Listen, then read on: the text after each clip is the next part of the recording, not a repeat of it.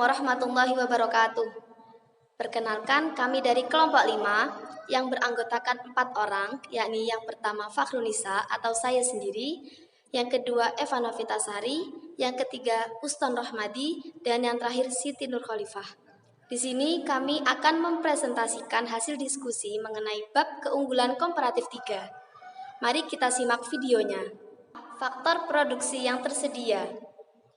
Perdagangan internasional terjadi apabila ada perbedaan keunggulan komparatif antar negara. Keunggulan komparatif akan tercapai jika suatu negara memproduksi barang dan jasa lebih banyak dengan biaya yang lebih murah daripada negara lainnya. Dalam teori keunggulan komparatif ini, suatu bangsa dapat meningkatkan standar kehidupan dan pendapatannya jika negara tersebut melakukan spesialisasi produk barang atau jasa yang memiliki produktivitas dan efisiensi yang tinggi. Di dalam ilmu ekonomi ada 4 golongan faktor produksi, yaitu yang pertama tenaga kerja, yang kedua tanah. Nah, di mana tanah ini termasuk keadaan dan kekayaan alam. Kemudian yang ketiga ada barang modal, dan yang terakhir ada kepengusahaan. Suatu negara bisa memiliki lebih banyak atau lebih sedikit dari masing-masing faktor ini dibanding dengan negara lain. Nah, bila ini terjadi, maka timbul keunggulan komparatif negara tersebut di bidang produksi tertentu, khususnya di bidang yang cenderung mempergunakan lebih banyak faktor produksi yang tersedia dalam jumlah yang relatif lebih banyak. Dalam model Hexer-Ohlin yang sederhana dianggap ada 2 faktor produksi, yaitu tenaga kerja dan kapital. Kemudian ada 2 barang yang mempunyai kepadatan faktor produksi yang tidak sama, di mana yang satu atau yang X lebih padat karya, dan yang lain atau yang Y lebih padat kapital. Dan yang terakhir ada 2 negara yang memiliki jumlah kedua faktor produksi yang berbeda, di mana negara A memiliki lebih banyak kapital dan tenaga kerja, sedangkan negara B memiliki lebih banyak tenaga kerja daripada kapitalnya. Untuk poin B, yaitu Hekers-Ohlin dan realita. Model Hekers-Ohlin adalah model matematis perdagangan internasional yang dikembangkan oleh Eli Heckers dan Bertil Ohlin.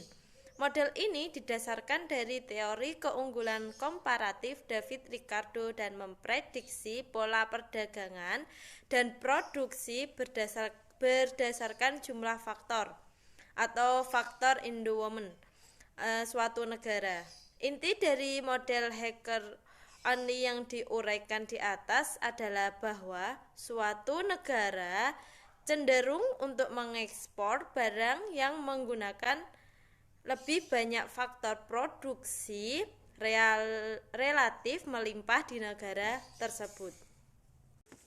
Ramalan ini merupakan faktor yang sesuai dengan kenyataan, karena negara-negara yang mempunyai sumber alam tertentu relatif lebih melimpah dan cenderung untuk mengekspor sumber alam atau barang-barang yang menggunakan banyak faktor produksi. Namun perlu disebutkan di sini bahwa ada 2 gejala keadaan yang menampaknya bertentangan dengan ramalan tersebut. 2 gejala ini adalah: untuk yang pertama, yaitu volume perdagangan antara kelompok negara sedang berkembang dengan kelompok negara industri lebih kecil daripada volume perdagangan antara negara-negara industri sendiri. Menurut dari teori Hecker-Ohlin ini sangat mengherankan sebab pola faktor endowment negara-negara industri sangat berbeda dengan pola faktor endowment negara-negara sedang berkembang, sehingga kemungkinan pertukaran tersebut seharusnya lebih besar. Dan untuk yang kedua, yaitu barang-barang yang diekspor Amerika Serikat adalah lebih padat karya daripada barang-barang yang diimpornya. Menurut dasar teori Heckers-Ohlin ini juga sangat mengherankan, sebab secara umum barang-barang yang diekspor Amerika Serikat adalah lebih padat karya daripada barang-barang yang diimpornya. Hal ini adalah sesuatu kesimpulan yang tidak diharapkan. Mengingat bahwa Amerika Serikat terkenal sebagai negeri yang kaya akan produksi kapital. Penemuan ini kemudian dijuluki sebagai paradoks Leontief. Untuk poin C, Economic of Skill. Economic of Skill adalah penghematan biaya saat perusahaan meningkatkan skala produksinya. Peningkatan output ini memungkinkan pihak perusahaan untuk bisa mendapatkan biaya produksi rata-rata yang menurun, sehingga produksi akan menjadi lebih efisien karena pihak perusahaan lebih mendistribusikan total biaya pada sejumlah besar output. Gejala-gejala economies of skill ada dua, yaitu yang pertama adalah industri anak-anak atau infant industries. Adanya gejala economic of skill berkaitan erat dengan konsep yang disebut industri anak-anak atau infant industries. Konsep ini timbul karena adanya masalah yang terjadi di masa lalu dengan masalah economic of skill yang menyebabkan faktor penghambat bagi industrialisasi negara-negara sedang berkembang. Jadi, adanya economic of skill adalah salah satu alasan mengapa perlu memberikan proteksi kepada industri anak-anak. Yang kedua adalah monopoli. Aspek lain dari adanya economic of skill adalah kemungkinan timbulnya monopoli di cabang industri yang bersangkutan. Adanya penurunan biaya produksi per unit merupakan dorongan yang kuat bagi para produsen untuk semakin memperbesar perusahaannya. Karena hal ini berarti diperbolehkan keuntungan yang semakin besar selama economic of skill masih ada. Selama itu pula, dorong memperbesar diri untuk ada. Besaran pasar dalam negeri tidak akan membatasi proses ini karena ada pasar luar negeri atau ekspor untuk dijangkau lebih lanjut. Assalamualaikum warahmatullahi wabarakatuh. Perkenalkan, nama saya Ustaz Rohmadi, nomor absen 18. Di sini saya akan menjelaskan poin D, yaitu kemajuan teknologi. Kemajuan teknologi dalam fakta merupakan faktor yang sangat penting yang menentukan pola perdagangan internasional maupun perkembangan ekonomi negara-negara di dunia. Berbagai penelitian menunjukkan bahwa sumber utama dari peningkatan GDP di negara-negara barat selama 2 abad ini berasal bukan dari semakin banyaknya barang kapital yang dipergunakan, akan tetapi dari kemajuan teknologi berupa peningkatan kualitas dari faktor-faktor produksi yang ada. Teknologi adalah faktor produksi yang bersifat unik karena biasanya mempengaruhi hampir semua faktor produksi yang lain, baik terhadap kuantitas maupun kualitasnya. Kemajuan teknologi bisa misalnya meningkatkan kuantitas sumber alam yang tersedia dengan dimungkinkannya penemuan-penemuan sumber baru.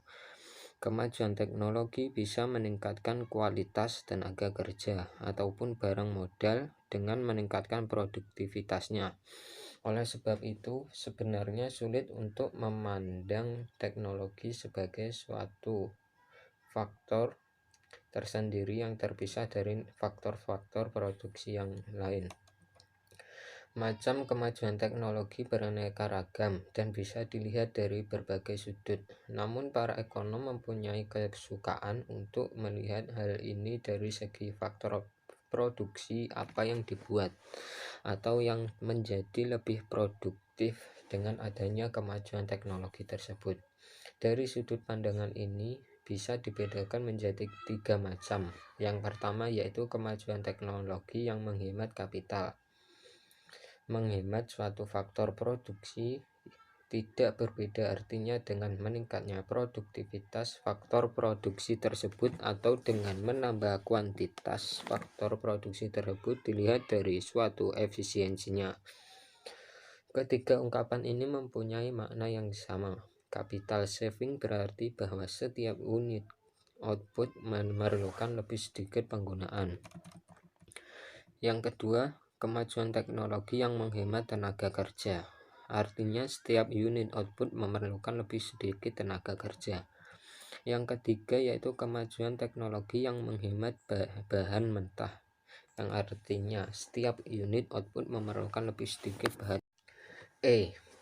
Pandangan lain mengenai perdagangan internasional.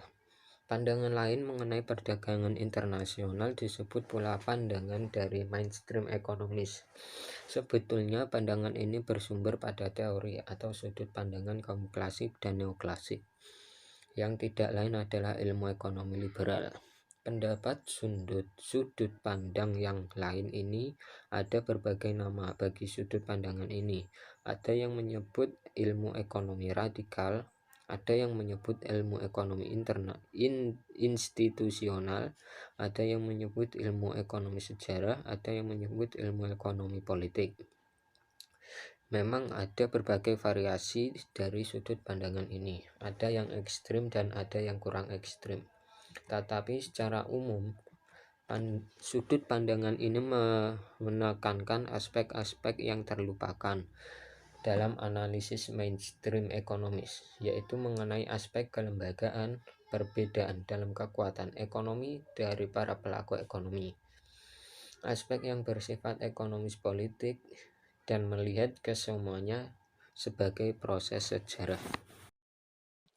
Demikian tadi video presentasi dari kelompok kami. Apabila ada salah kata dalam menjelaskan, mohon dimaafkan. Sekian, akhirul kalam. Wassalamualaikum warahmatullahi wabarakatuh.